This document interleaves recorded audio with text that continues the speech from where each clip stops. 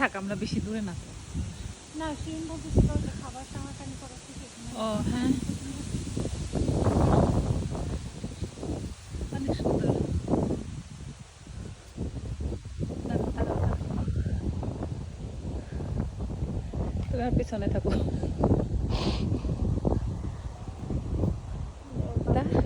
দারুণ সুন্দর জায়গা।